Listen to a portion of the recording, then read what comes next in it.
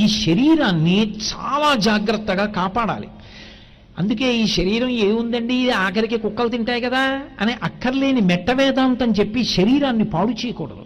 అందుకే భగవాన్ రమణులు ఒకప్పుడు ఒక అద్భుతమైన మాట అన్నారు. ఒక వ్యక్తి వచ్చి అన్నాడు ఆయనతోటి, ఏముందండి ఈ శరీరాన్ని చిట్ట చివరికి భూమిలో పాతి పెడతారు, లేకపోతే కట్టెల మీద కాల్చేస్తారు. ఏది జరిగినా కుక్కలు ఎత్తుకుపోయేదేగా, కొద్దిగా మాంసం మిగిలి ఉంటే కుక్క నోట కరుచుకొని దూరంగా పోయి ఆ మాంసాన్ని పీక్కు తింటుంది. బతికున్నప్పుడు ఎంత ఐశ్వర్యం అనుభవించాడు విడిచిపెట్టండి. అందులో ఉన్న ఒక ఎముకని కుక్క నోట కరచకపోయింది. పాతి పెడితే నక్కో కుక్కో పీకి లాగి పట్టుకుపోతుంది. పీకకూడదని ఏం లేదుగా, పట్టుకుపోతుంది. కానీ అటువంటి శరీరానికి ఎందుకంటే అంత విలువ అని అడిగాడు రమణ మహర్షిని. అడిగితే ఆయన అన్నారు, విస్తరాకి ఎలా కొడతావు? బాదమాకులు తెస్తానండి, తర్వాత శుభ్రంగా కడుగుతానండి, తర్వాత కొత్త చీపురు కట్ట, ఇల్లు తుడిచిన చీపురు కట్ట కాదు, పుల్ల తీసుకొచ్చి మధ్యకి చీల్చి తింటున్న వాడికి వదులుగా నోట్లోకి వెళ్లకుండా జాగ్రత్తగా ఉండేటట్టుగా చక్కగా కొడతానండి. విస్తర ఏం చేస్తావు? వచ్చినటువంటి అతిథికి వడ్డించడానికి ఉపయోగిస్తాను, అందులో పదార్థాలు వేస్తాను, వచ్చిన వాడు పరిశేచనం చేస్తాడు, యజ్ఞంతో సమానం ఆయన తింటే. ఆయన అన్నం తిన్నాడు, తర్వాత ఉత్తరాపోసనం బట్టి లేచి వెళ్ళిపోయాడు. ఆ విస్తరాకి ఏం చేస్తావు? పట్టుకెళ్ళి పెట్టకుప్ప మీద పారేస్తాను. మహాత్ములు తిన్నాడని నెత్తి మీద తిట్టుకుంటావా? పెట్టకుప్ప మీద పడేస్తావు. ఇప్పుడు విస్తరాకు యొక్క చిట్ట చివరి ప్రయోజనం ఏమిటి?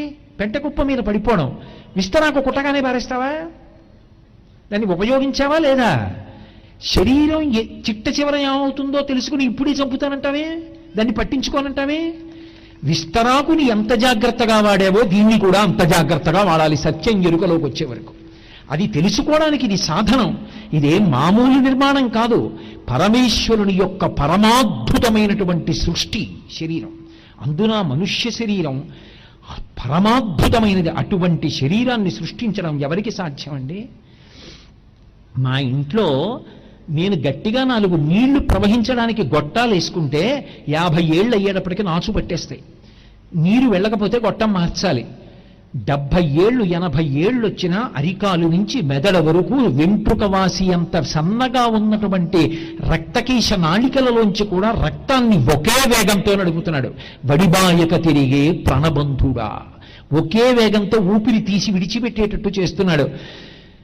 ఒక్క పరమాత్మ లోపల కూర్చుని సుఖదుఖములనేటటువంటి 2 ఫలములను అనుభవించడానికి సత్వరజస్తమో గుణములనేటటువంటి 3 గుణములతో ధర్మార్థకామమోక్షములనేటటువంటి 4 పురుషార్థములను అనుష్ఠించడానికి శబ్ద స్పర్శ రస రూప గంధములనేటటువంటి 5 తన్మాత్రలతో కన్ను ముక్కు చెవి నాలుక చర్మము అనబడేటటువంటి 5 జ్ఞానేంద్రియములు ఒక మనస్సు 6 సంఘాతంగా చర్మము రక్తము మాంసము కొవ్వు అస్థి శుక్ల మేధ అనబడేటటువంటి 7 ధాతువులతో 2 కాళ్ళు 2 చేతులు 4 5 తల 6 కంఠము 7 హృదయము 8 ఉదరము అనబడేటటువంటి 8 అవయవముల యొక్క సంఘాతంగా నవరంధ్రములతో 2 కళ్ళు 2 ముక్కు కన్నాలు 2 చెవి కన్నాలు 6 నోరు 7 మలద్వారము 8 మూత్రద్వారము 9 కన్నాలు ఉన్నటువంటి తోలు తిత్తిలో ప్రాణ అపాన వ్యాన ఉదాన సమాన నాగ కూర్మ కృకర ధనంజయ దేవదత్తములనేటటువంటి 10 వాయువులను కుంభించి తన శాసనం అయ్యే వరకు బయటకెళ్లకుండా నిలబెట్టి నడిపిస్తున్నాడు. ఎంత అద్భుతం ఈ శరీరం! ఎక్కడుంది ఇటువంటి శరీరం? అటువంటి శరీరాన్ని పరమేశ్వరుడు ఇచ్చినప్పుడు దీన్ని ఎంత జాగ్రత్తగా వాడుకోవాలి. అందుకే శాస్త్రం దీన్ని శకటం అంటుంది. ఇది బండి, ఇది లక్ష్యం చేరుకోవడానికి సాధనం. నేను వచ్చేటప్పుడు ఒక కారు ఎక్కాను. ఇప్పుడు ఆ కారు ఎక్కడి వరకు ప్రయోజనం నాకు? ఇక్కడికి రావడానికి. అంతేకాని ఓ కారా నన్ను ఇక్కడికి తీసుకొచ్చావు, నువ్వు అలా దూరంగా ఉంటే నీ వేదిక మీదకి వెళ్ళనా, నువ్వు ఎక్కువ అన్నాను అనుకోండి, మూర్ఖుడా నీ ప్రవచనం మాకు వద్దంటారు. శకటము. దీనితో ఈశ్వరుణ్ణి చేరుకోవాలి. ఇది ఎందుకు వచ్చింది? వేదాంతంలో దీనికి ఓ పేరుంది, చిజ్జడ గ్రంథి అంటారు దీన్ని. చాలా తమాషా అయిన పేరు, మీరు జాగ్రత్తగా పట్టుకోవాలి. ఇది తనంత తాను జడము, ఇది నిజానికి కదలదు, ఇది కొయ్యబారిపోతుంది. దీనికి అదో లక్షణం ఉంది. వాయు ప్రాణ సుఖం వాయు వాయునాసం పరిత్యక్తం న సుఖం విందతే జగత్ అంటారు వాల్మీకి మహర్షి. పైగా అశరీర శరీరేషు వాయు చరతి పాలయన్ అంటారు. శరీరము లేని వాయువు శరీరంలోకి వెళ్ళి పరిపాలన చేస్తుంది. ఎంతకాలం? ఇందులో చైతన్యం ప్రాణం ఉన్నంతసేపే. ప్రాణం వెళ్ళిపోయిందనుకోండి, ప్రాణం వెళ్ళిపోవడం అంటే ఇక్కడ కూర్చుంటాడు పరమాత్మ, చెప్పట్లా తెల్లవారు లేస్తే పూజలో నీవారస్సూకవత్తన్వి పీతాభాస్వత్యనూపమా, వడ్డుగింజ చివరి భాగం పట్టుకుని ఇలా గీరితే ములుకు గీరుకున్నట్టుగా చిన్నది ఇక్కడ వెలుగుతూ ఉంటుంది. దాని మధ్యలో కూర్చుని ఉంటాడు ఒక కాంతి పుంజం. అది ఊర్ధ్వమూలమతశాయి, పైకి కిందకి పక్కలకి దాని కాంతి కొడుతూ ఉంటుంది. దాన్ని కూర్మవాయువు అంటారు. అది ఉపసంహారం చేస్తాడు. ప్రేతకళ వచ్చేసిందండి ఆయనలో అంటారు. ఆ ప్రేతకళ ఎవరు గుర్తుపడతారంటే సూక్ష్మమైన జీవులు గుర్తుపడతాయి. మంచాలు చూడండి, మంచం చుట్టూ కుండి పెట్టి నీళ్లు పోస్తారు. అయినా సరే అంటుంటాడు. నేను కొంతమందిని చూశాను. అంటున్నాడేమిటి అని ఇటు పక్క ఉన్న వ్యక్తిని మీరు ఇలా ఒత్తిగిలించారనుకోండి, ఆయన చెవులు తినేస్తుంటాయి చీమలు చేరిపోయి. కూర్మవాయువు ఉపసంహారం అయితే చీమలకి వాటికి తెలిసిపోతుంది, వెళ్ళిపోతోంది ప్రాణవాయువు, మనం దీన్ని తినేయచ్చని. ఆ మంచానికి చుట్టూ కుందులు పెడతారు. కుందులు పెట్టినా సరే ఎక్కేస్తాయి చీమలు. ఎలా ఎక్కుతాయో తెలియదు. అవి చాలా తొందరగా పట్టుకుంటాయి. ఇందులో చైతన్యము లేదు, మనం తినేయచ్చు అని దానికి తెలిసిపోతుంది. కొంచెం వినడానికి కఠినంగా ఉన్న నేను ఒక మాట చెప్తా. మా అమ్మగారి శరీరం పడిపోయినప్పుడు ఆవిడ అంత్యేష్టి సంస్కారం చేయడానికి నేను శ్మశానానికి వెళ్ళి చిట్ట చివర చేసే ఆనంద హోమానికి కూర్చుంటే భూమిలోంచి వచ్చాయి. నోరు ఇలా తెరుస్తున్నాయి, రంపం తెరిచినట్టుంది, ఇలా తొడ కింద ముట్టుకున్నాయి, భూమిలో వెళ్ళిపోయి. నేను ఉలిక్కి పడి వాటిని చూసి ఏమిటి ఇన్నొస్తున్నాయి భూమిలోంచని ఆ పూజ చేయిస్తున్న పురోహితుడి వంక చూశాను. ఆయన అలా ఎన్నో ప్రేతాలకి చేయించాడు కదూ. ఆయన నాతో ఓ మాట అన్నాడు, భయపడకండి, అవి భూమిలోంచి వచ్చి ముట్టుకుంటాయి. చైతన్యం ఉంది, ప్రాణం ఉన్నది అంటే వాటికి తెలుసు, వెళ్ళిపోతాయి భూమిలోకి. చైతన్యము లేదు, ప్రాణం పోయింది, అరగంటలో ముక్కలు కొట్టేస్తాయి. కాబట్టి బెంగపెట్టుకోకుండా వెళ్ళిపోతాయి, మిమ్మల్ని ఏం చేయవన్నాడు. అది పరమేశ్వరుని యొక్క సృష్టి. చిజ్జడ గ్రంథి, ఆ శరీరంలోంచి ఈశ్వరుడు ఇక్కడ ఉంటాడు. నీవారస్సూకవత్తన్వి పీతాభాస్వత్యనూపమా. మళ్ళీ వెనక్కి రండి. ఆయన ఉన్నాడని గుర్తేమిటో తెలుసా? గంట మోగుతూ ఉంటుంది. అనాహతము, అది ఒకరి చేత ఆపబడే గంట కాదు. దేవాలయంలో అయితే రాత్రి ఏకాంత సేవ తర్వాత గంట కట్టేస్తారు స్తంభానికి లాగి, ఇక మోక్కుండా. ఈ గంట ఎవరు ఆపలేరు. ఓ చెయ్యి చాలా కష్టపడ్డావు, కాసేపు అలా కదలకుండా ఉండు అనొచ్చు. ఓ జీర్ణశక్తి చాలా కష్టపడ్డావు, ఇవాళ ఉపవాసం చేస్తాను, ఏం వెయ్యను లోపల, విశ్రాంతి తీసుకో. ఓ గుండె చాలా కాలం కష్టపడ్డావు, ఓ అరగంట విశ్రాంతి తీసుకో అని నేను అనకూడదు. అది అలా నేనన్నా వినదు. ఒకవేళ ఓ గుండె పొరపాటున ఆగిపోకు అని నేను చెప్పినా అది వెళ్ళిపోవాలనుకుంటే రాగదు, అది ఉండదు. 1,000,000 మంది వైద్యులు కూడి వచ్చిన కాని మరణమయ్యేది వ్యాధి మాన్పాలేరు. వైద్యులు నన్ను క్షమించెదరుగాక. ఆయన వెళ్ళిపోవాలని శాసనం చేశాడా? ఆ గంట మోగుతుంటుంది ముందుకి వెనక్కి, ముందుకి వెనక్కి మోగుతోందంటే మంగళప్రదం, లోపల కూర్చుంటాడు అంటూ ఉంటాడు.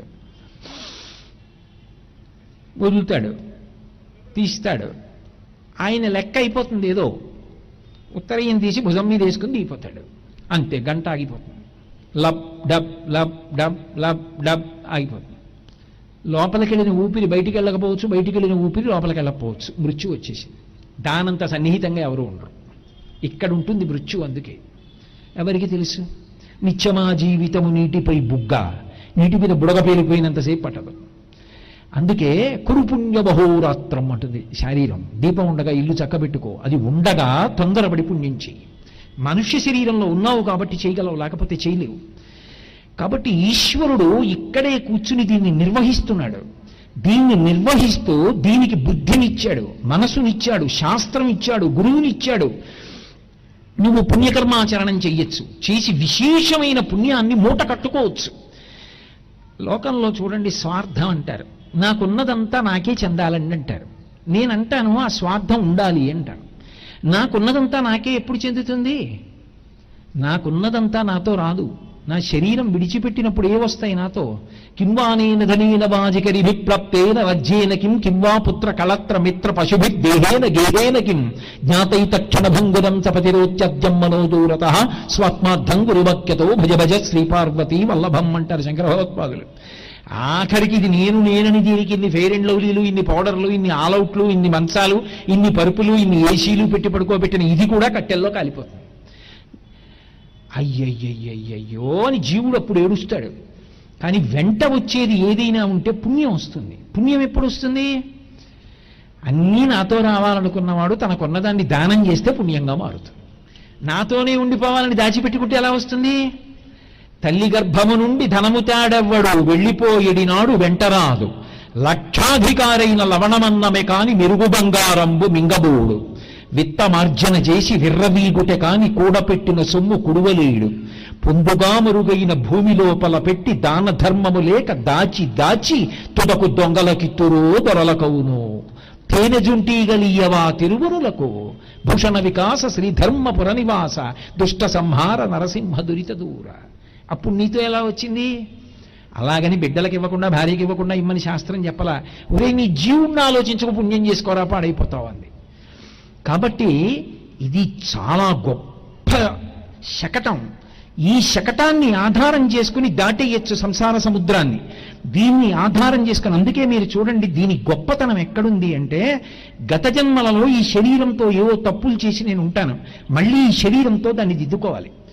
ఒకప్పుడు తప్పు చేశాను, ఇప్పుడు దీనుడికి ఉపకారం చెయ్యి. ఒకప్పుడు తప్పు చేశాను, ఇప్పుడు పల్లకి పట్టు ఈశ్వరుడిది, దేవాలయం తుడు. ఒకప్పుడు మనసుతో తప్పు చేశాను, ఇప్పుడు మనసుతో పవిత్రంగా ఆలోచించు.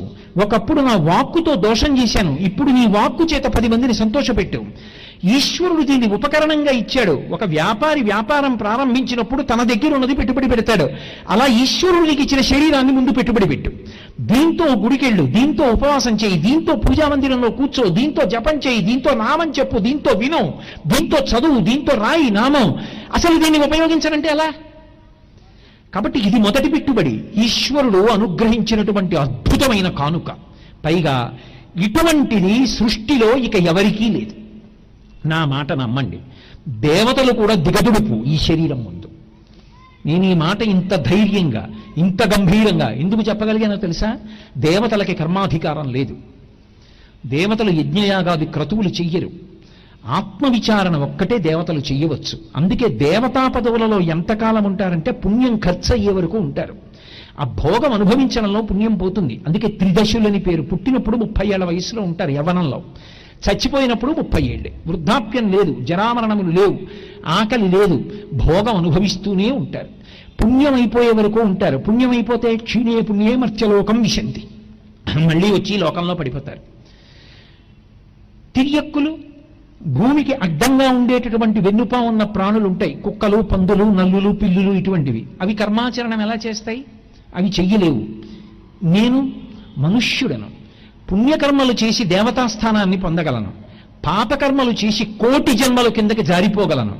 నాకు పుణ్యము వద్దు, పాపము వద్దు. శాస్త్రం ఎలా చెప్పిందో అలా బ్రతికి శాస్త్రవిహితమైనటువంటి భక్తితో కూడిన కర్మాచరణము చేత ప్రీతి పొందినటువంటి భగవంతుని యొక్క నిర్హేతుక కృపాకటాక్ష వీక్షణముల వలన కలిగినటువంటి చిత్తశుద్ధి చేత పాత్రతను పొంది, ఆ పాత్రత వలన భగవంతుని యొక్క అనుగ్రహము చేత నింపబడినటువంటి జ్ఞానము వలన మళ్లీ పుట్టవలసిన అవసరం దీని పునరావృత్తి రహిత శాశ్వత శివ సాహిత్య స్థితిని పొందగలరు. ఇప్పుడు మనుష్యుడు మోక్షాన్ని పొందగలడు, మిగిలిన ప్రాణులు ఎలా పొందుతాయి?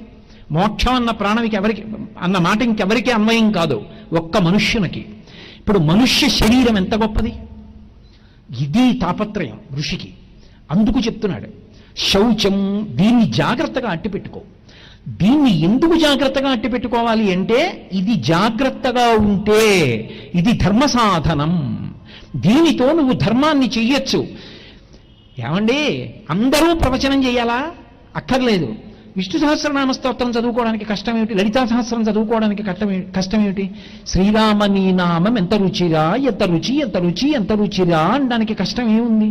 శ్రీరామ రామ రామే తిరమే రామే మనోరమే సహస్రనామ తత్తుల్యం రామనామ వరాననే. శ్రీరామ శ్రీరామ శ్రీరామ అని అనుకుంటూ ఉండడానికి కష్టం ఏముంది? ఈ శరీరంలో ఉన్న కారణం చేత ఎన్నో ఉత్తమ కర్మలు చెయ్యగలడు. ఒక్కసారి ఈ శరీరం వెళ్ళిపోయిందనుకోండి, ఇక లేదంతే. తులసీదాస్ గారు కాశీలో గంగ ఒడ్డున కూర్చుని రామాయణ ప్రవచనం చేస్తుండేవారు. ప్రతిరోజు అలా వెళ్ళిపోతుండేవాడు ఒక ఐశ్వర్యవంతుడు. ఆయన తులసీదాస్ గారి వంక చూసి, బుద్ధిహీనుడా, నీకు సమయంతో సంబంధం లేదు, అలాగే కూర్చుని రామాయణ ప్రవచనం చేస్తావు. నిన్ను నమ్మి చాలా మంది గంటల సమయం అలా కూర్చుంటున్నారు. నువ్వు ఈ పని మానేస్తే వాళ్ళందరూ చక్కగా వెళ్ళి తమ పనులు చేసుకుంటారు, ఎందుకురా ఈ రామాయణం చెప్తావు అనేవాడు. ఆయన నవ్వి రామాయణం అంతా అయిపోయాక ఆయన ఇంటికి వెళ్ళేవారు. తలుపు కొట్టి పిలిచి, అయ్యా ఒక్క శ్లోకం చెప్తాను వినండి అనేవారు. కొన్నాళ్ళు నిందించాడు. కొన్నాళ్ళు పోయిన తర్వాత వెటకారం మొదలెట్టాడు. రేపు కూడా ఈ సమయానికే రండి వింటాననేవాడు. మళ్ళీ వెళ్ళేవారు తులసీదాస్ గారు. కొన్నాళ్ళు పోయాక ఓ వారం ఆగి రండి అన్నాడు. కొన్నాళ్ళు పోయాక ఆ నెల పోయాక, తర్వాత 6 నెలలు, తర్వాత ఏడాది గుట్టు పెట్టుకు వెళ్ళేవారు. ఒక ఏడాది పెడితే అన్నాడు, వచ్చే ఏడాది కనపడండి ఒక శ్లోకం వింటానన్నాడు. ఆయన్ని ఉద్ధరించడానికి తులసీదాస్ గారు మళ్ళీ వెళ్ళారు. ఆయనకి తెలియదేమిటి, తలుపు కొట్టారు. కొడుకు వచ్చాడు. నాన్నగారు రామాయణం ఒక్క శ్లోకం వింటా అన్నారండి, చెప్పడానికి వచ్చానన్నారు. నాన్నగారు శరీరం విడిచిపెట్టి ఏడాది అయిపోతోందండి, ఇంకా సంవత్సరికాలు వచ్చేస్తున్నాయి అన్నారు. తులసీదాస్ గారికి ఆ శక్తి ఉంది కాబట్టి అంతర్ముఖత్వంతో, మనకి లేదు కాబట్టి వాళ్ళకు ఉండదు అనకూడదు. మనకి పైకే చూడడం వచ్చు, వాళ్ళకి లోపలికి చూడడం వచ్చు. ఆయన ఒక్కసారి తిరిగి చూశారు. ఐశ్వర్యం మీద భ్రాంతితో బ్రతికి బ్రతికి చివర ఐశ్వర్యాన్ని తలుచుకుంటూ వెళ్ళిపోయినందుకు ఆ ఇంట్లోనే ఎద్దై పుట్టాడు. ఎద్దై ఉన్నాడు. తులసీదాస్ గారి వంక చూసి కన్నుల వెంపట నీరు కార్చాడు. ఒక్క శ్లోకం విని రామా రామా అని ఉంటే ఏమయ్యేవాణ్ణో, వద్దు వద్దు అని నిన్ను దూరంగా తరిమి నేను డబ్బు కోసం బతికాను, ఇదిగో ఇది అయ్యాను. ఆ తర్వాత మళ్ళీ ఎప్పుడు వస్తుంది ఆ నరజన్మ?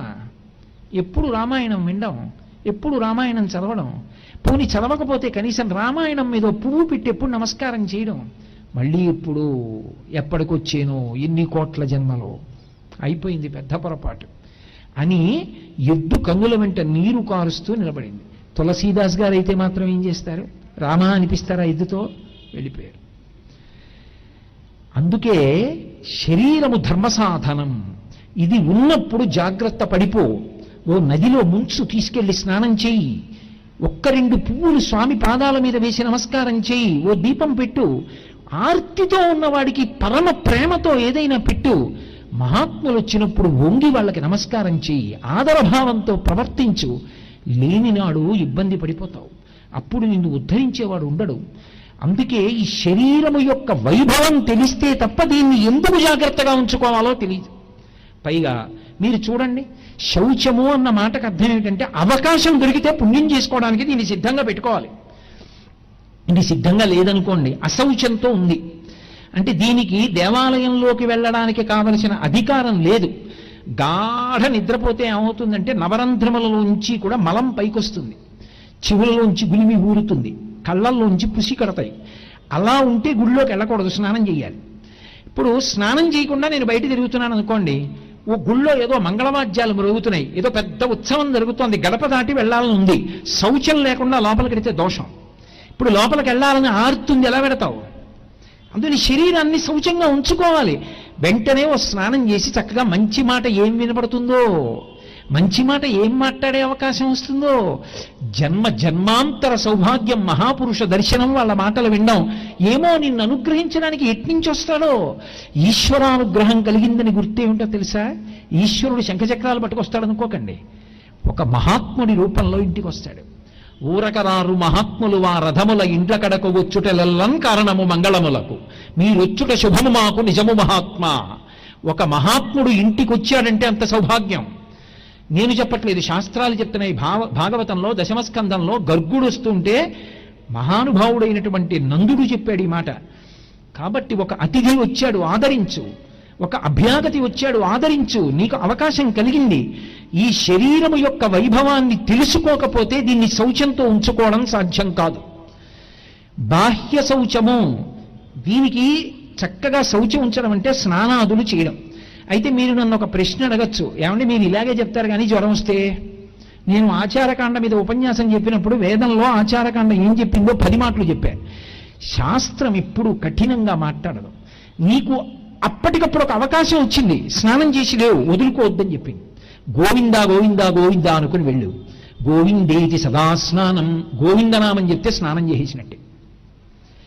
ఎప్పుడు స్నానం మానేసి గోవిందనామని చెప్పని కాదు నా ఉద్దేశం.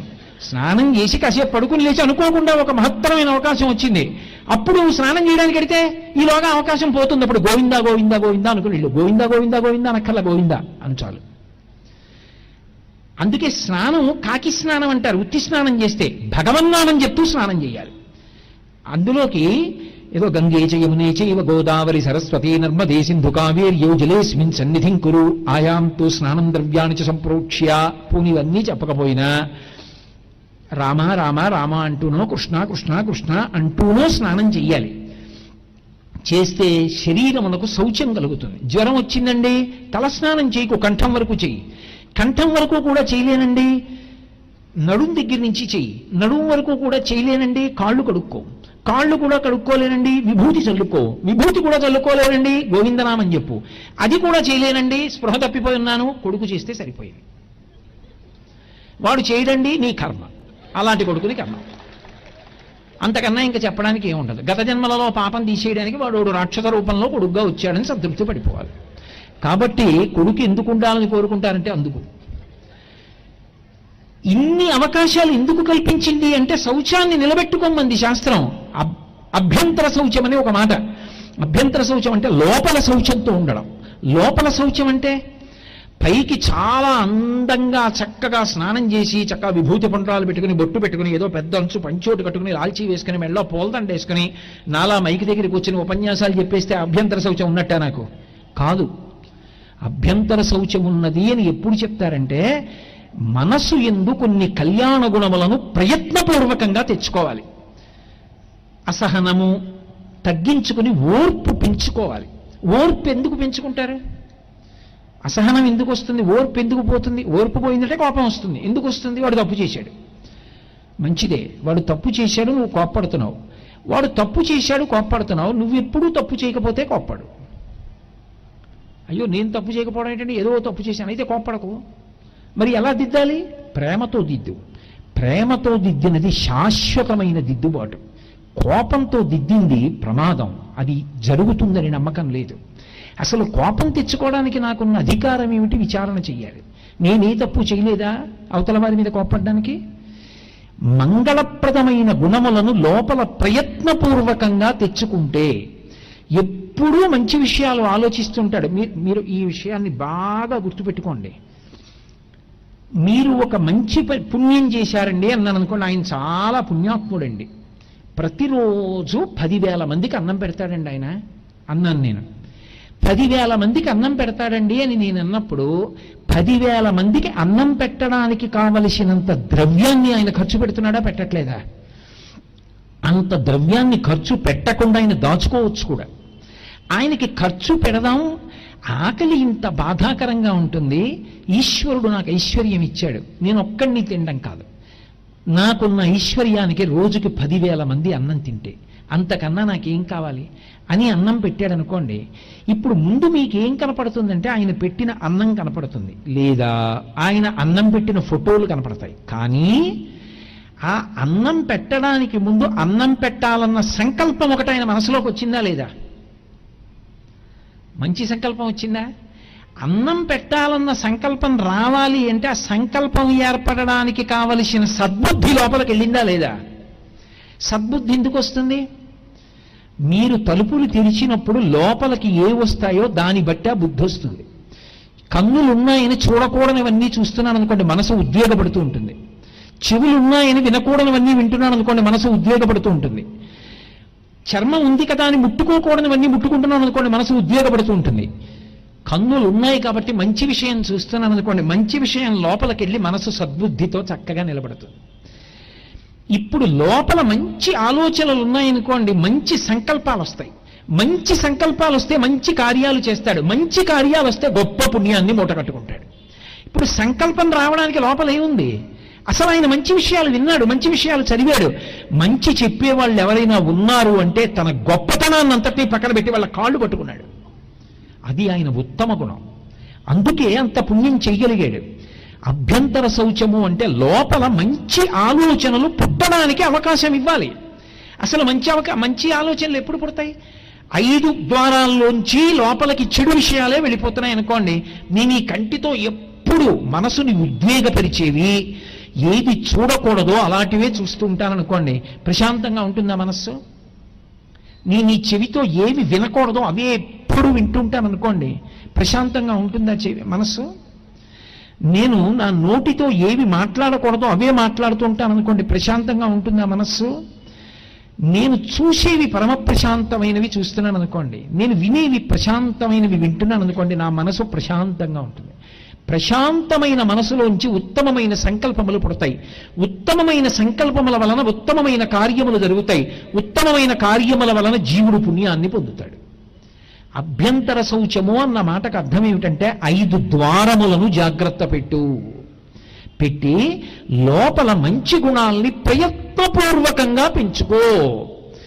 తప్ప అవి నీకు అకస్మాత్తుగా రాత్రికి రాత్రి రమ్మంటే రావు, ముహూర్తాలు పెట్టుకుంటే రావు. రేపు మా ఇల్లు కట్టడానికి శంకుస్థాపన చేస్తానండి అంటే ముహూర్తం పెట్టుకో, మంచిదే. నేను కొత్తింట్లోకి గృహప్రవేశం చేస్తానండి, ముహూర్తం పెట్టుకో, మంచిదే. కానీ రేపటి నుంచి నేను అన్ని మంచి పనులు చేస్తామనుకుంటున్నానంటే ముహూర్తం పెట్టుకోకు. అది సాధ్యం కాదు. అలాగా ముందు సంస్కారాన్ని ఏర్పాటు చేసుకోవాలి. మంచి గుణములను లోపల అలవాటు చేసుకోవాలి. అది దేని వలన వస్తుంది? సత్సంగం వల్ల వస్తుంది. మంచి పుస్తకాలు ఇంట్లో పెట్టుకో. మహాత్ములు వ్రాసినటువంటి పుస్తకాలు చదువు. వాళ్ళ యొక్క మాటలు వింటుంటే, వాళ్ళ పుస్తకాలు చదువుతుంటే నీ మనసు ప్రశాంతంగా ఉంటుంది. నువ్వు ప్రశాంతంగా ఉంటే నీ చుట్టూ ఉన్న వాళ్ళందరూ ప్రశాంతంగా ఉంటారు. పరహితము చేయునెవ్వడు పరమహితుండగును భూత పంచకమనకున్ పరహితమే పరమధర్మము పరహితునకు ఎదురు లేదు పర్వేందుముఖి అంటాడు శివుడు పార్వతీదేవితో భాగవతంలో. ఎవడు ఎప్పుడూ కూడా ఇతరులకు ఏం ఉపకారం చేద్దాం, నా వల్ల ఎవడు సంతోషిస్తాడు, సంతోషించడానికో మంచి పని చేస్తానా అని ఆలోచించేవాడు ఉన్నాడో వాడు ఉన్న చోట పంచభూతములు ప్రశాంతంగా ఉంటాయి. గాలి వ్యగ్రత పొందదు, తుఫాన్లు రావు, సముద్రాల్లో బీభత్సం రాదు. అమెరికా సంయుక్త రాష్ట్రాల్లో అన్ని రకాలైన సుడిగాలులు వస్తాయి, అన్ని తుఫాన్లు వస్తాయి, అన్ని భూకంపాలు వస్తుంటాయి. నాకు అక్కడ నుంచి వచ్చిన వాళ్ళు చెప్తుంటారు, మాకు సుడిగాలులు వస్తాయండి, ఊళ్ళు వెళ్ళిపోతుంటాయండి అంటుంటారు. భారతదేశంలో ఎప్పుడైనా మీరు అలా సుడిగాలులు రావడం విన్నారా? కారణం ఏమిటో తెలుసా? ఇక్కడ పుట్టి పెరిగిన మహాత్ముల యొక్క స్థితి. ఇప్పటికీ ఉన్నారు మహాత్ములు. వాళ్ళు ఉన్న కారణం చేత మనం కూడా బతికేస్తున్నాం. కాబట్టి అభ్యంతర శౌచము అంటే లోపల మంచి గుణములను ప్రయత్నపూర్వకంగా ఏర్పాటు చేసుకోవాలి. చిత్రం ఏమిటంటే అభ్యంతర శౌచం మనిషికి బాగా పెరిగిపోయిందనుకోండి, బాహ్య శౌచాన్ని కూడా ఈశ్వరుడు పట్టించుకోడు. అసలు బాహ్య శౌచం గురించి పట్టించుకోవడానికి అతనికి కూడా అవకాశం ఉండదు. ఎప్పుడు భగవన్నామని చెప్పుకుంటూ పొంగిపోతున్నాడు అనుకోండి, ఒక్కొక్కసారి స్నానం చెయ్యాలని కూడా అనిపించకపోవచ్చు, ఒళ్ళు చెమట పట్టు ఉండొచ్చు. అప్పుడు ఈశ్వరుడు ఈ శరీరాన్ని చూడడం, లోపలి శౌచాన్ని చూస్తాడు. చూసి అయ్యయ్యో వీడు ఇన్ని మంచి గుణాలతో ఉన్నాడు, ఇంత మంచి బుద్ధితో ఉన్నాడు, వెంట పడతాడు. నేను మీకు ఒక ఉదాహరణ చూపిస్తాను. భాగవతంలో కుచేలోపాఖ్యానం ఉంది. కుచేలోపాఖ్యానాన్ని చెప్పడం మొదలుపెట్టాడు శుకమహర్షి పరీక్షిత్తుకి. ఏం మామూలుగా మొదలుపెట్టలే. ఆయన అన్నాడు, కని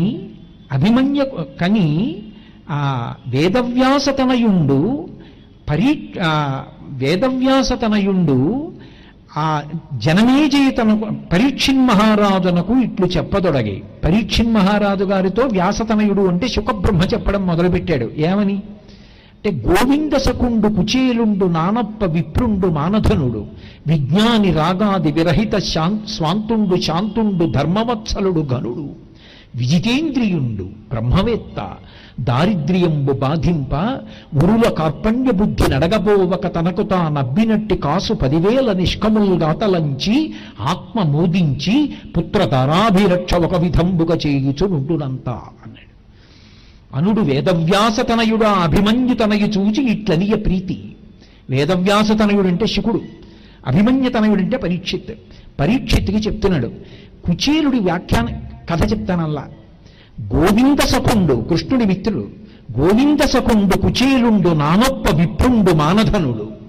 ఆ కుచేలుడు ఎంత గొప్పవాడో తెలుసా? మానధనుడు, నానొప్ప విప్రుండు మానధనుడు. ఆయన విజ్ఞాని, రాగాది విరహిత స్వాంతుండు శాంతుండు ధర్మవత్సలుడు ఘనుడు. ఆయనకి ధర్మం అంటే అంత ప్రీతి. ఆయనకి రాగం లేదు, ఆయనకి కోరిక లేదు, తీరలేదని ఏడుపు లేదు. విజ్ఞాని, విరహిత స్వాంతుండు శాంతుండు. ఆయన బ్రహ్మవేత్త, ఎప్పుడు బ్రహ్మమును గురించి ఆలోచిస్తూ ఉంటాడు. కడుపుకు తిన్నానా తినలేదా లేదు, మంచి బట్ట కట్టుకున్నానా కట్టుకోలేదా లేదు. ఆయన బట్ట ఎలా ఉంటుంది అంటే నీళ్లలో పెట్టి పైకి తీసి ఇలా పిడిస్తే వెంటనే పిట్లిపోతుంది, ముక్క ముక్కలైపోతుంది. అంత పాత బట్ట. కుచేలుడు ఆయన పేరేమిటో, బట్ట అలా ఉంటుంది.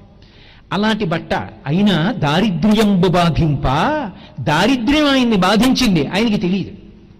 ఎందుకంటే ఎప్పుడూ భగవంతుడి గురించి ఆలోచిస్తూ పొంగిపోతుండేవాడు. దారిద్ర్యంబు బాధింప వరుల కార్పణ్య బుద్ధి నడగబోవక తనకు తానబ్బినట్టి కాసు 10,000 నిష్కములుగా తలంచి ఆత్మ మోదించి పుత్రధారాభిరక్ష.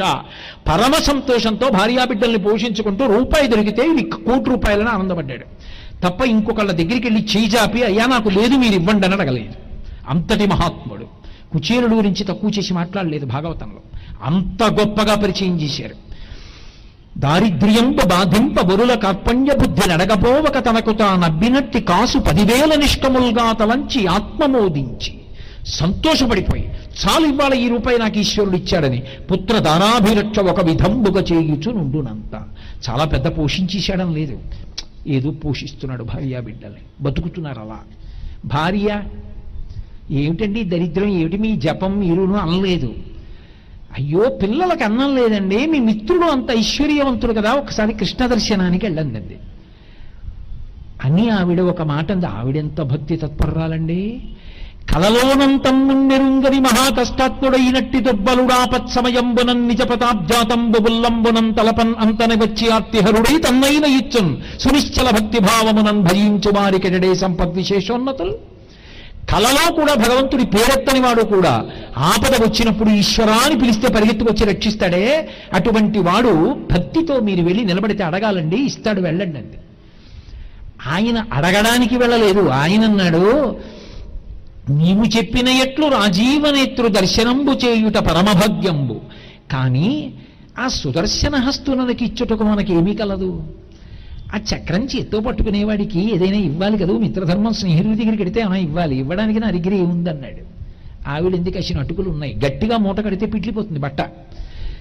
ఆ ఉత్తరీయం వేసుకుని అటుకులు పట్టుకుని వెళ్ళాడు. మీరు భాగవతం చదివితే ఆశ్చర్యపోతారు. అస్థిపంజర నడపీనుగా అన్నారు. పీనుగా నడిచి వెడితే ఎలా ఉంటుందో అలా ఉంటాడు. ఆయన వెళ్ళాడు. వెళ్ళి ద్వారకానగరం చూసి ఆశ్చర్యపోయి అయ్య బాబోయ్ ఇటువంటి ద్వారకా ఇటువంటి కృష్ణుడు నన్ను పలకరిస్తాడా అనుకున్నాడు. సభలో అంత దూరంలో ఉన్నాడు. ఇక్కడ హంసతూలికా తల్పం మీద అనగా ఆదిలక్ష్మి అయిన రుక్మిణితోడ క్రీడ సల్పుచున్న కృష్ణ చూచి పట్టణంబులోని ప్రజలుల్ల సిల్లిరి ప్రీతులగుచు ముక్త భీతులగుచు. రుక్మిణీదేవి అంటే ఆదిలక్ష్మి, ఆవిడితో హంసతూలికా తల్పం మీద ఉన్నాడు కృష్ణ పరమాత్మ. చూశాడంత దూరంలో. కనిడాయంచనునంత కృష్ణుడు దళత్కంజాక్షుడు అప్పేద విప్రుని అశ్రాంత దరిద్ర పీడితు కృషీభూతాంగు జీర్ణాంబరం ఘన ఘన తృష్ణాతర చిత్తు హాస్య నిలయం ఖండోత్తరీయం కుచేలుని అల్లంతనెకని సంభ్రమ విలోనుండై దిగెన్ తల్పమున్. ఏమి వేసేశారండి పోతన గారు అసలు. కనిడాయంచనునంత కృష్ణుడు దళత్కంజాక్షుడు, తామర రేకుల వంటి కన్నులున్నవాడు ఇలా విప్పి చూశాడు. దళత్కంజాక్షుడ పేద విప్రుని, పేద బ్రాహ్మణుడు. ఎంత పెద్ద విశేషం వేశారంటే కుచేలుడికి అశ్రాంత దరిద్ర పీడితుడు అన్నారు. ఒక్క క్షణం కూడా దరిద్రం విడిచిపెట్టకుండా బాధించడానికి స్థావరంగా ఉన్నవాడు ఎవరంటే కుచేలుడే. కానీ ఆయన సంతోషంగా ఉంటాడు. అశ్రాంత దరిద్ర పీడితు కృషీభూతాంగు, ప్రతి అవయవంలోంచి ఎముకలు పైకి పొడుచుకొచ్చాయి. అశ్రాంత దరిద్ర పీడితి భూతాంగు జీర్ణాంబరం, బట్ట చివికిపోయింది. బట్ట నిండా కన్నాలి. అటువంటి బట్ట కట్టుకోకూడదు అసలు శాస్త్రంలో, అది శౌచానికి విరుద్ధం. బట్ట కాలినా కన్నం పడినా ఇక కట్టుకోకూడదు. కానీ ఆయన అశ్రాంత దరిద్ర పీడితు కృషీభూతాంగు జీర్ణాంబరం ఘన తృష్ణాతుర చిత్తు. కృష్ణుణ్ణి చూడాలని మనసులో ఆశ ఎవరికి? ఇంత దరిద్రుడికి. ఘన తృష్ణాతుర చిత్తు హాస్య నిలయం. చూసిన వాళ్ళందరూ ఎలా ఉన్నాడో చూడరా, బక్కగా శవం వెళ్ళిపోతున్నట్టు ఉన్నాడు అంటున్నారు. హాస్య నిలయం ఖండోత్తరీయం. యజమానికి ఒక లక్షణం ఉంటుంది, ఆయన చాలా మంగళప్రదుడు అని గుర్తు ఏమిటంటే ఎడం భుజం మించి ఉత్తరీయం ఉండాలి. ఎవరైనా ఇంటికి మహాత్ములు వచ్చారనుకోండి, ఉత్తరీయం లేకుండా వెళ్ళి స్వాగతం చెప్పకూడదు, ఉత్తరీయంతో స్వాగతం చెప్పాలి. ఆయన చాలా ధర్మం తెలిసిన్నవాడు అని ఎప్పుడు గుర్తుపడతారంటే, పెద్దలు వచ్చినప్పుడు వెంటనే ఉత్తరీయం వేసుకుని ఎదురెళ్ళాలయ్యా రండి స్వాగతం అనాలి. ఉత్తరీయం లేకుండా వెళ్ళారనుకోండి, ఆయనకి అంత బాగా ధర్మం తెలియదు అని గుర్తు. ఖండోత్తరీయం, ఆ ఉత్తరీయం వేసుకోవడానికి భార్య బతికుందని గుర్తు, మంగళప్రదులని గుర్తు, కుడి భుజం నుంచి ఉత్తరీయం ఉంటే. భార్య వెళ్ళిపోయిందనుకోండి, యజ్ఞాధికారం లేదు, అప్పుడు ఎడం భుజం నుంచి ఉత్తరీయం ఉండకూడదు, ఒక్క కుడి భుజం మీదే వేసుకోవాలి. ఆ ఉత్తరీయం వేసుకోవడానికి పాపం ఆయనకి బట్ట లేదు, అందుకని ఒక చిన్న ముక్క వేసుకున్నాడు ఇలా, దానికి అటువులు మూట కట్టాడు. ఖండోత్తరీయం కుచేలుని అల్లంతనే గని సంభ్రమ విలోలుండై దిగం తల్పమున్ హంసతూలికా తల్పమించి దూకేసి పరిగెత్తాడు. ఓయ్ కుచేలా, ఇన్నాళ్ళకొచ్చావా, రా రా రా రా అన్నాడు. తీసుకొచ్చాడు, హంసతూలికా తల్పం మీద కూర్చోబెట్టాడు. ఏది? రుక్మిణీదేవితో తాను కూర్చునే తల్పం కూర్చోబెట్టి రుక్మిణీదేవిని పిలిచాడు. సేవకులు కాదు రుక్మిణి, బంగారు పెళ్ళెం, బంగారు కలశ పట్రా, నీళ్లు పట్రా అన్నాడు. కుచేలా, పెట్టవయ్యా నీ పాదాలు. బంగారు పళ్ళెంలో పాదాలు పెట్టాడు. పెట్టించి దగ్గర కూర్చున్నాడు. కూర్చుని అట్లు కనక కలస సలిలమున కాళ్ళు కడిగి తజ్జలంబు భక్తి మస్తకమున దాల్చి, గబగబా ఆయన కాళ్ళు కడిగారు. ఎవరో ఆదిలక్ష్మి రుక్మిణీదేవి పోస్తుంటే కాళ్ళు కడిగి ఆ నీళ్లు తీసి తన తల మీద చల్లుకున్నాడు. పరివారాన్నంతటినీ పిలిచి చల్లాడు. ఎవరికి? లక్ష్మీదేవికి. ఆదిం శ్రీ సతికొప్పుపై తనువుపై ఎంసోత్తరీయంబుపై పాతాబ్జంగులపై కపాలతటిపై పాలిండ్లపై నోత్తమర్యాదం చెందు కరంబు క్రిందగుట ఆపై నా కరంబుంట మేల్ కాదే రాజ్యము విద్యము సతతమే కాయంబు నాపాయమే అంటాడు బలిచక్రవర్తి. అంతటి మహాతల్లి, జనులందరూ ఆవిడ అపాంగతే లబ్ధ్వా, ఆవిడ క్రీగంటి వీక్షణం పడితే చాలని చూస్తారు. అటువంటి తల్లి తల మీద నీళ్లు చల్లాడు, తాను తల మీద చల్లుకున్నాడు, పరివారానికి చల్లాడు. పోని ఊరుకున్నాడా? కనక కలిశ సలిలమున కాళ్ళు కడిగి తజ్జలంబు భక్తి మస్తకమున దాల్చి మలయజంబునుల జొబ్బిల్లనలది గంధం తీసిందిగా ఇలా పట్రా, నాకు రాస్తుంటావుగా, చందన చిత నీల కళేబరా అని కదా. ఆయనకి చందనం రాస్తే సంతోషం, అందుకని రుక్మిణీదేవి తీసింది గంధం, అది ఇలా పట్రా అన్నాడు. చక్కగా గంధం ఆయన ఒళ్ళంతా రాశాడు. బంధురామోద కలిత ధూపంబులసగి, మంచి ధూపం పట్టుకొచ్చి, స్నేహితుడా ఎంత అలిసిపోయావోయ్, అస్థిపంజరంలా ఉన్నాడు, ఒళ్ళంతా చెమట ముద్ద, చిరిగిపోయిన బట్ట, ఆయనకి ధూపం వేశాడు. ధూపం వేసి బంధురామోద కలిత ధూపం బొలసగి మించు దీపముల నివాళించి మరియు దీపాలు తీసుకొచ్చి పళ్ళెంలో పెట్టి ఆయన చుట్టూ తిప్పి మంగళహారతి ఇచ్చాడు. ఇచ్చి ఊరుకున్నాడు అనుకున్నారా? బొడల శ్రమముయువాయంగ తాళ వృంతంబు విసరి, విసిరికర్రి ఇలా పట్రమ్మని. ఎక్కడి నుంచి వస్తాడే ఇటువంటి మిత్రుడు? పక్కన కూర్చుని, ఓయ్ కుచేలా, ఇది చెప్పబోయ్, మంచి మాటలు చెప్పబోయ్, మన ఇద్దరం కలిసి చదువుకున్నాం, సాందీపని ఎంత గొప్పవాడో మన గురువుగారిని విసిరికర్ర పెట్టి విసురుతున్నాడు. పక్కన కూర్చున్నాడు, కాళ్ళు పిసికాడు, అన్నం పెట్టాడు, ఆఖరణ గోదానం చేశాడు, 5 పైసలు ఇవ్వకుండా పంపించాడు. వెళ్ళిపోతున్నాడు కుచేలుడు. వెళ్ళిపోతుంటే గుర్తొచ్చింది, అయ్యో డబ్బుల కోసం వెళ్ళాను, నాకేమి ఇవ్వలేదే. ఏమి ఇవ్వలేదు చూశావా అనలేదు ఆయన. ఆయన అన్నాడు, ఏమీ లేదు కాబట్టి భగవంతుని యందు మనస్సుంది, ఇస్తే పాడైపోతానేమోనని నాకు ఇవ్వలేదు. ఎంత సంతోషం అని గొంతులేశాడు. అది కుచేలుడు అంటే.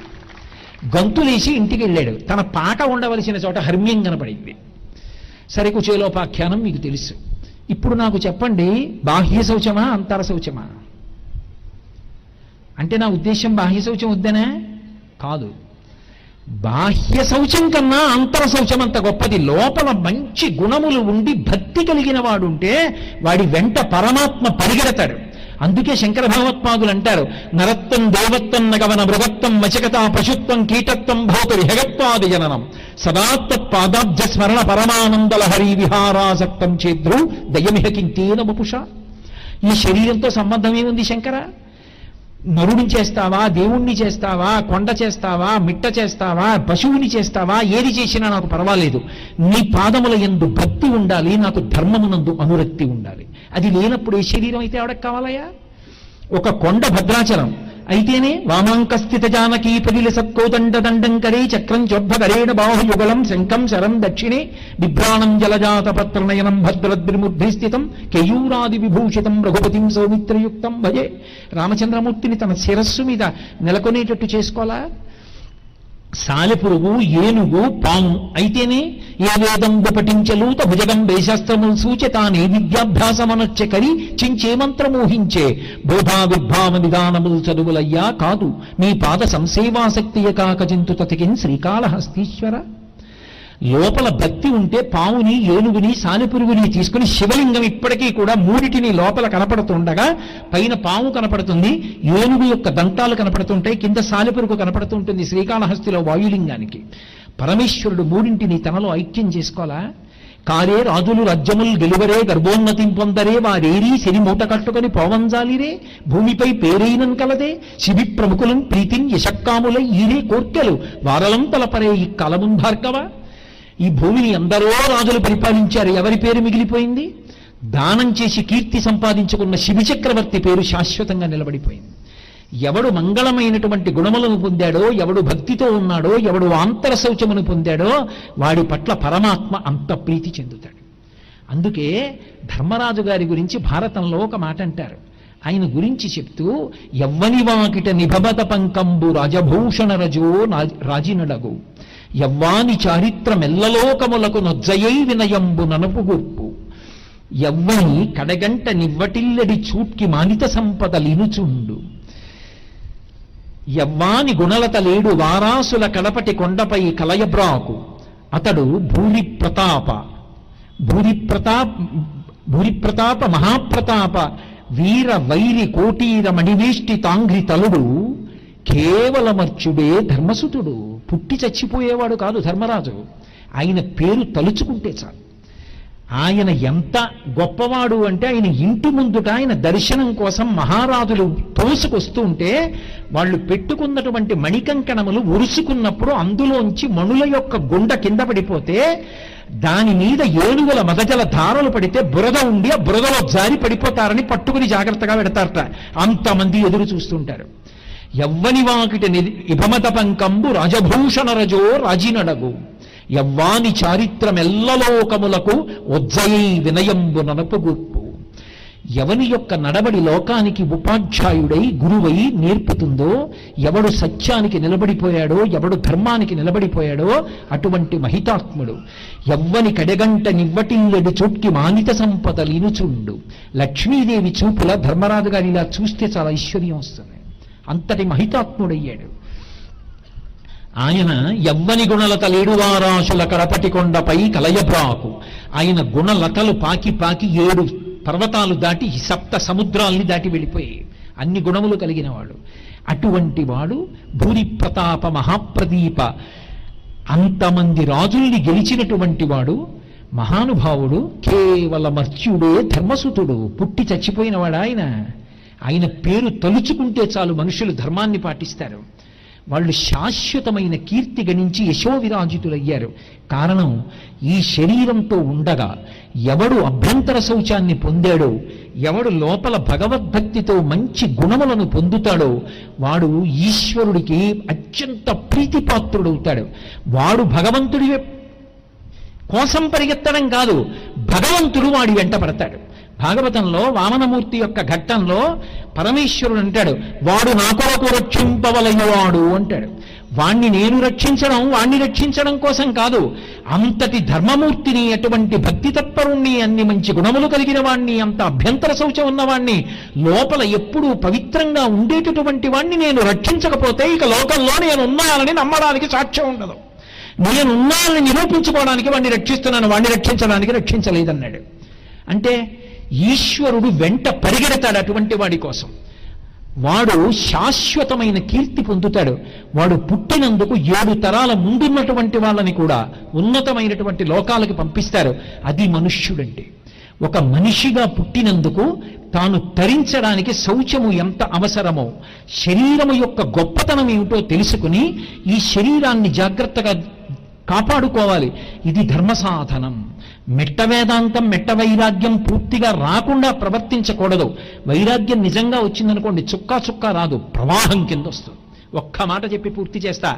రామకృష్ణ పరమహంస చెప్తూ ఉండేవారు, ఒక భక్తుడు ఉండేవాడు. ఆయన ఏదో సాయంకాలం కాసేపు గుళ్ళో కూర్చుని ప్రవచనం చేసేవాడు. బావమరిది కొత్తగా పెళ్ళైన వాడు కూడా బావగారితో వెళ్తుండేవాడు.